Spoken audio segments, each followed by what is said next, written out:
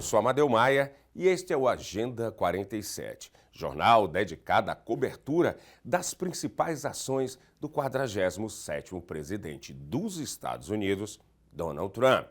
Hoje, 3 de março de 2025.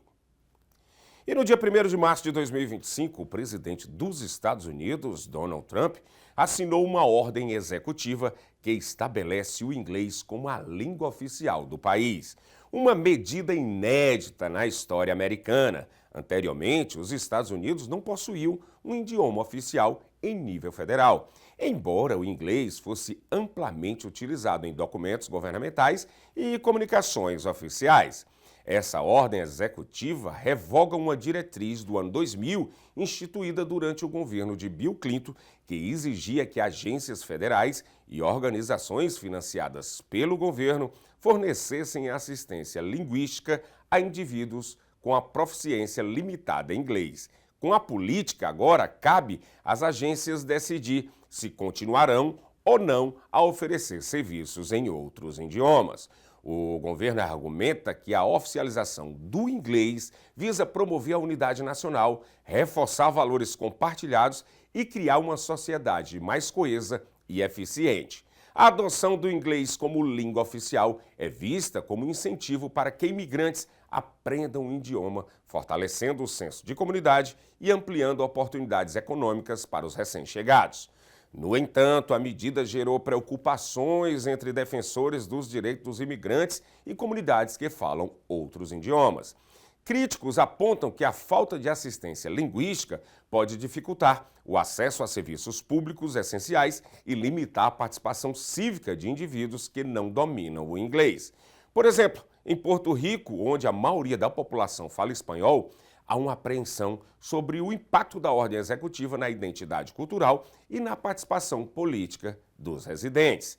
Antes dessa ordem, mais de 30 estados americanos já haviam designado o inglês como seu idioma oficial. Entretanto, a nível federal, os Estados Unidos sempre foram caracterizados por sua diversidade linguística, com mais de 350 idiomas falados em todo o território nacional. A oficialização do inglês como língua nacional representa uma mudança significativa na política linguística dos Estados Unidos, refletindo debates contínuos sobre a identidade nacional, imigração e diversidade cultural. A Ucrânia ainda está disposta a assinar um acordo de minerais estratégicos com os Estados Unidos. Foi o que afirmou o presidente Volodymyr Zelensky em uma entrevista à BBC de Londres neste fim de semana. O acordo, que visa a exploração e fornecimento de recursos essenciais como lítio e terras raras, é considerado um passo fundamental para fortalecer a economia ucraniana e reduzir a dependência ocidental de mercados dominados por países como a China. Zelensky ressaltou que, apesar dos desafios impostos pela guerra com a Rússia, a Ucrânia continua comprometida em fortalecer parcerias estratégicas com aliados ocidentais. Abre aspas, estamos prontos para assinar este acordo. A Ucrânia possui vastos recursos minerais que podem desempenhar um papel importante no fornecimento global de materiais críticos para tecnologia e defesa, fecha aspas, o presidente Zelensky. O Kremlin classificou como, abre aspas, episódio sem precedente, fecha aspas, o acalorado desentendimento ocorrido entre o presidente dos Estados Unidos, Donald Trump, e o presidente da Ucrânia, Volodymyr Zelensky, durante uma reunião na Casa Branca. O porta-voz do Kremlin, Dmitry Peskov, afirmou que o incidente evidencia a relutância de Zelensky em buscar a paz e sua preferência pela continuação do conflito. O confronto público entre os dois líderes ocorreu durante discussões sobre o acordo de exploração de recursos minerais ucranianos pelos Estados Unidos, que não foi concretizado devido a divergências.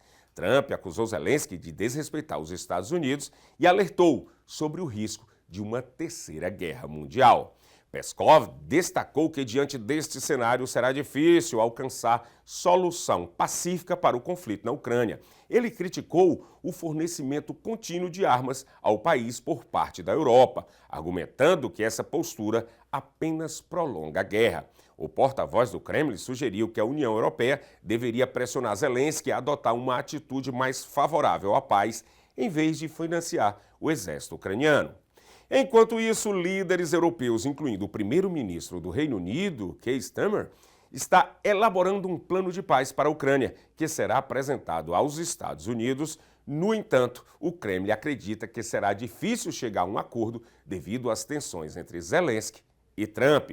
Paralelamente, a Rússia continua as suas operações militares na Ucrânia e mantém negociações com os Estados Unidos para normalizar as relações bilaterais.